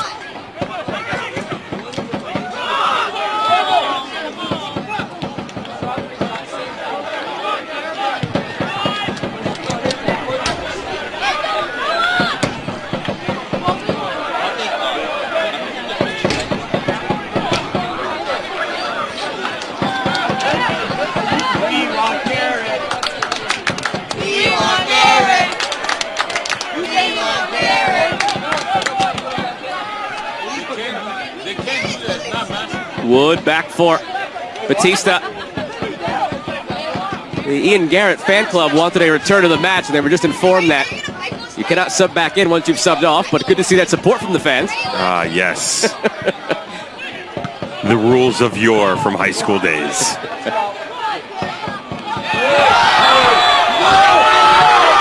Those same fans not happy with that call.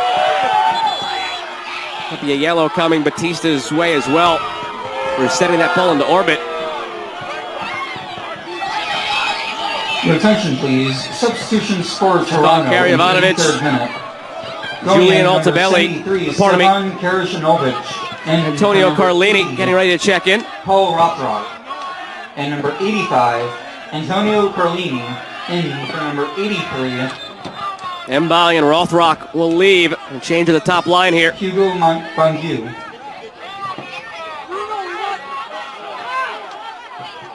Bruno, we want Brennan. Bruno.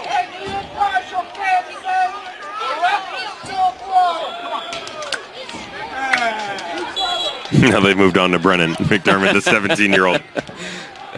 They've got the roster just going down the line. We want this guy. We want that guy. And this is what makes this organization so great. So tied to the community, rich history. And now bringing that history back here at MLS Next Pro. The fans immediately embraced this transition.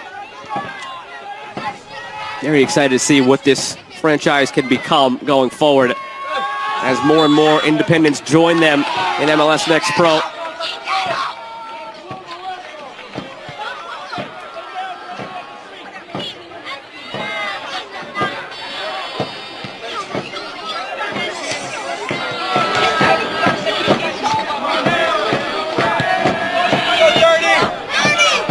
Batiz.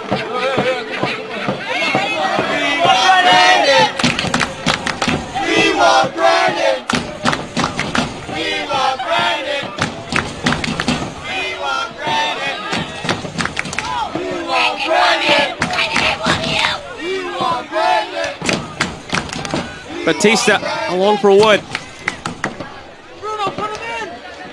You wonder at which point, possibly soon, they're running out of time, does Rochester have to kick it into a different gear with some urgency rather than this patient build we've seen from them all match long. They've been very methodical. At some point, that has to go out the window, down a goal with only a few minutes remaining. Brown. Now Suarez.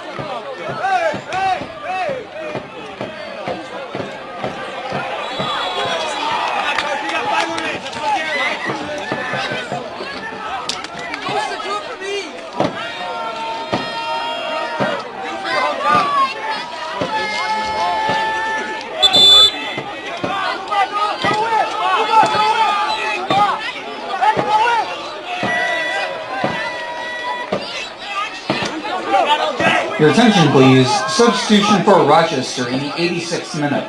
Entering the match is number 10, Gabriel Costa. In for number 6. Gabriel Costa into the match. Jallo. That's it for Jallo. Now it'll get interesting. Now it'll bring, you would think.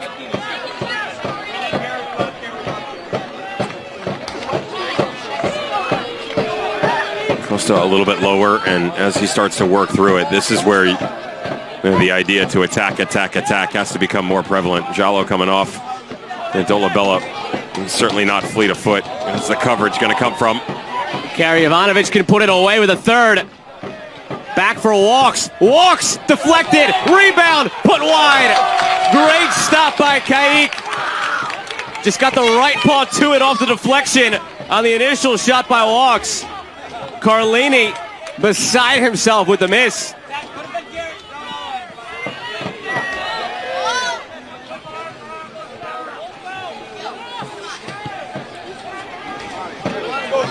Nice, man. You could have made that. A lifeline for Rochester. They were just staring 3-1 in the face.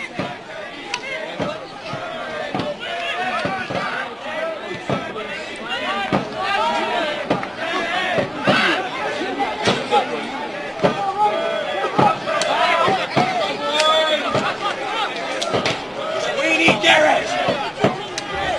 3 minutes remaining plus added time. Dolabella darts through.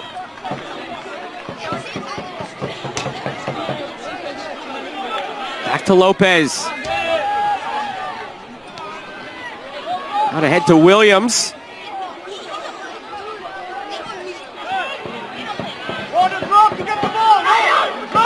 Costa. Wide to Williams.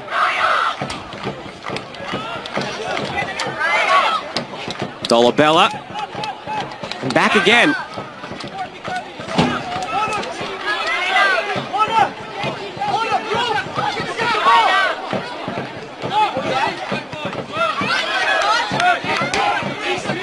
loyal to the identity, Rochester. Trying to find a way through here for another equalizer. Karyavanovic.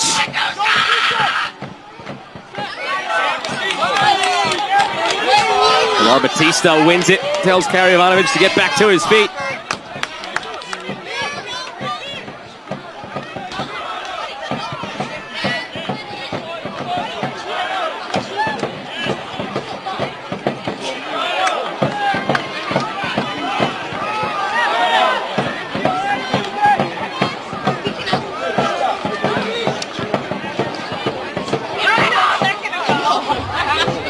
Batiz. Costa. Go through that, through. Go back, back! We've reached the 90th minute. Go 1 minute, boys.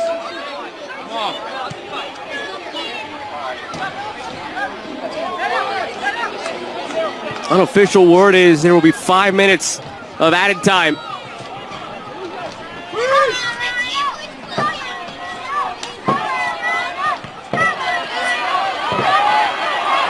Yates picks up the loose ball.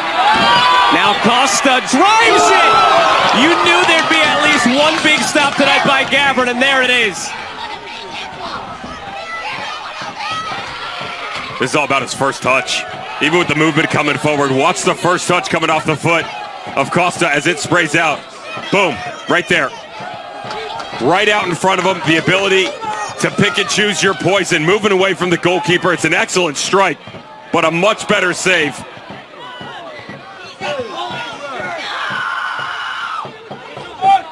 Aside from handling some crosses, as you see the 5 minutes now confirmed, Luka Gavin hasn't had to do a whole lot tonight. There will be a minimum of 5 minutes of but he added time preserved the in lead second half there. of the match.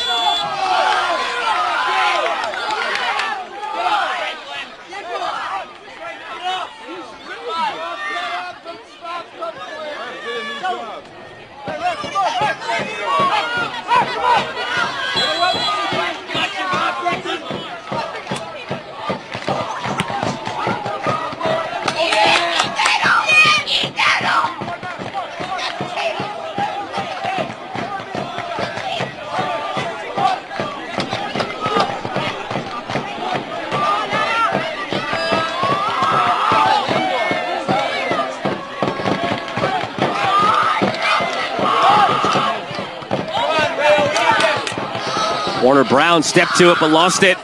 Antonoglu almost found an open walks.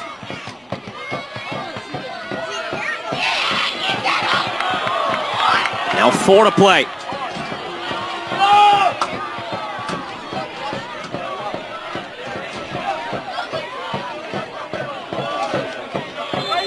At halftime, OCB 1, NYCFC 2-0. So 45 minutes remaining there for what would be a positive result for Toronto to make an already positive evening even that much sweeter.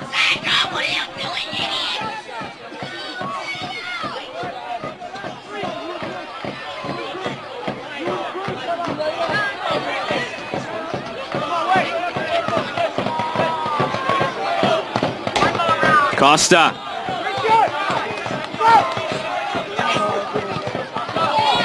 Lofts it ahead.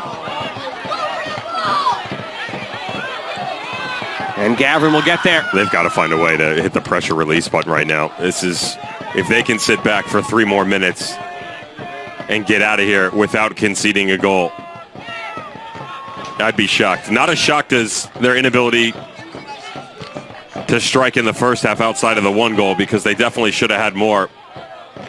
But the defending has started to slack off a little bit. You can see the legs getting a little bit longer in the tooth.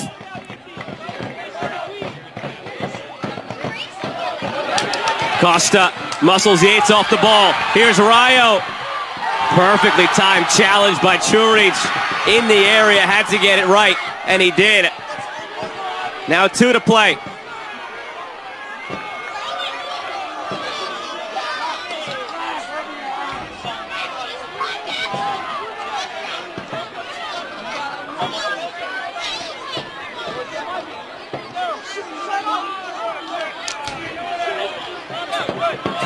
Toronto entered the evening in 4th. At the moment, they vault Rochester and NYCFC into 2nd, behind only Columbus Crew. Rayo heads it onward. Batista lets it run through. Batiz.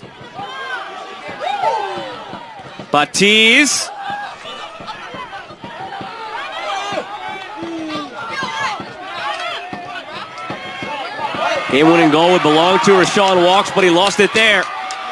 Another attack brewing here for Rochester. And again, it's True Reach sending it the other way. A minute and change remaining. High arcing ball played centrally. Brown not tall enough to get there. And Dolabella would like that one back.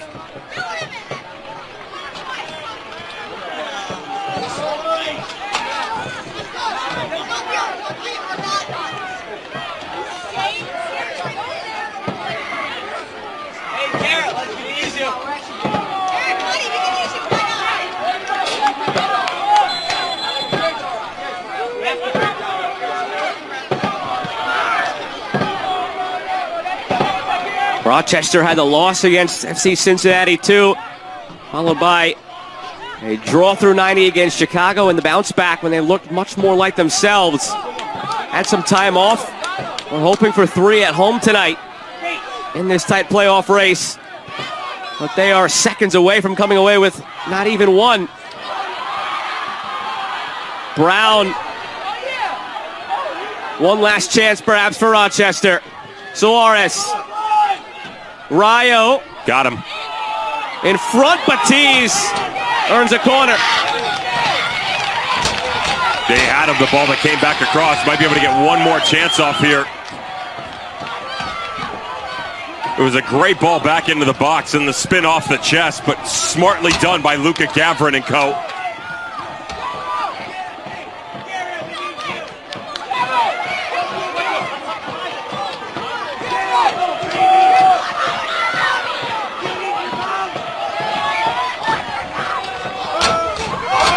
Medeiros needs a moment, regardless of how long he takes on the deck. They will allow this final corner. Back to his feet in anticipation of the corner. Driven in toward the back post. Stephen Kite got it on the fun, but it's grabbed by Gavrin. The final whistle blows. Toronto FC 2 came on the road to Rochester in a matchup of 2 Eastern Conference playoff hopefuls, and they emerged the victors, taking all 3 points back north of the border. Testing these young men once again. Toronto FC 2 and back-to-back games. Almost the exact opposite. OCB, slow, quick, and clinical at the end. The exact opposite here. They were brilliant in the first half. Lots of touches on the balls, plenty of opportunities created, but just the 1 goal to show for it in the first half. They allowed Rochester to get back into it.